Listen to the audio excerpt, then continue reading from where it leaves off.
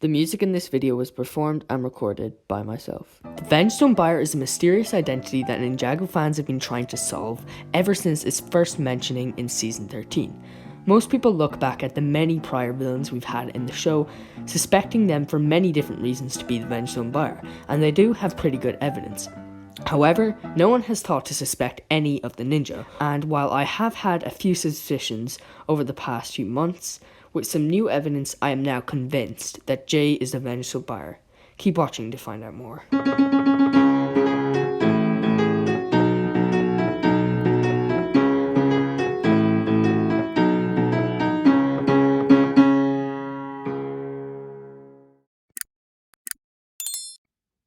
What's up ninjas, this is Ninjago Theory, and today I'm going to be sharing a pretty crazy theory of mine that could suggest that Jay will be revealed as the Vengestone buyer in the upcoming season 16. Now don't worry, I'm going to be breaking it all down in this video. So first we're going to take a look at that brand new evidence that could point towards my theory, and then we're going to go completely in full and break down everything about my theory. But first, the evidence.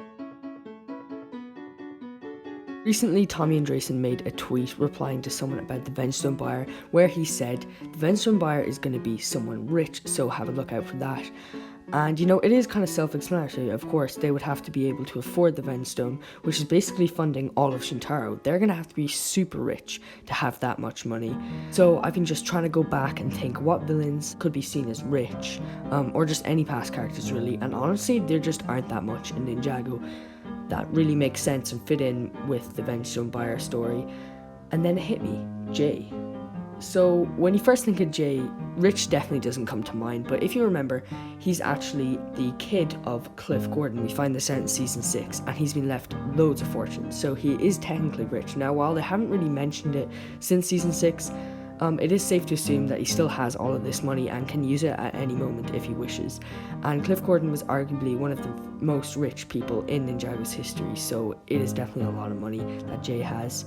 But this wouldn't explain why or how he became the Vengestone buyer, and to do that we are actually going to need to dive into my theory.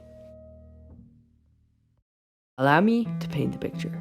It's just a few months after C-Band has taken place. Jay is in a pretty bad place. He's grieving after the loss of Nia, and he's just pretty emotional. And then, the Time Twins appear. After a long time of being disappeared, they emerge out of the time vortex.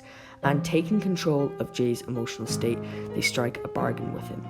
If he can help them with his wealth, they will allow him to enter the separate timeline where Nia exists in her human form. And if you want to know more about that, do check out my video where I talk about separate timelines and the ninja's visions in season 5. That'll all be explained.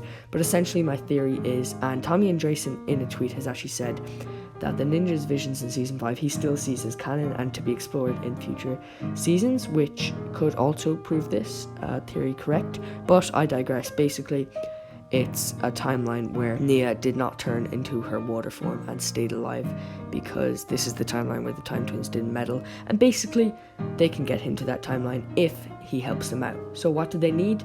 They need a bunch of Vengestone. They want to make a Vengestone army. These will be these sort of snake villains that we're seeing in the season 16 sets, completely made out of Vengestone. That's why their color scheme is sort of orange and black, as described in the set descriptions. And basically the ninja won't be able to defeat these. So we're going to assume the time travel here works just like it does in The Prisoner of Azkaban. It's going to be a constant loop where you kind of, instead of changing something in the past, you're just kind of fulfilling it.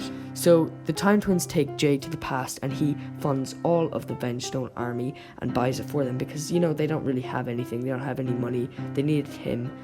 And in the hope that he will get to that alternate universe where Nia still exists. So we could be seeing the Vengestone buyer being a future version of Jay. He could have some cool kind of design, aided by the Time Twins. They're really the big bad guys here, and their Vengestone army, and he's really just coming out of a place of grief and bargaining. So how likely is this theory? Very unlikely in my opinion. There's just a lot of plot holes with it, a lot of things that don't really make sense, and it's very, very far-fetched. However, I do still think it's possible that Jay could be the Vengestone buyer, but in this exact scenario, I don't know. Since he is one of the very few rich characters in Ninjago, there is still a pretty high probability that it could be him, but we'll just have to see which way it plays out. So, what's your opinion? Who do you think is the Vengestone buyer? Do you think it's Jay? Feel free to leave your theories down in the comments below. Hope you enjoyed the video. That's all from me. Have a great. I almost forgot, if you don't like, subscribe and share this with your friends. The buildable bat will be very upset.